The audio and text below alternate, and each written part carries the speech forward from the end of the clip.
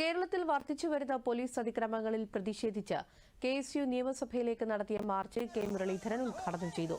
പ്രവർത്തകർക്ക് നേരെ പോലീസ് ജലപീരങ്കി പ്രയോഗിച്ചു. തുടർന്ന് സെക്രട്ടേറിയറ്റിലേക്ക് മാർച്ച് നടത്തിയ പ്രവർത്തകരും പോലീസും തമ്മിൽ സംഘർഷമുണ്ടായി. വനിതാ പ്രവർത്തകർക്കടക്കം പരിക്കേറ്റു. സെക്രട്ടേറിയറ്റ് ചാടിക്കടക്കാൻ ശ്രമിച്ച പ്രവർത്തകരെ പോലീസ് അറസ്റ്റ് ചെയ്തു നീക്കി.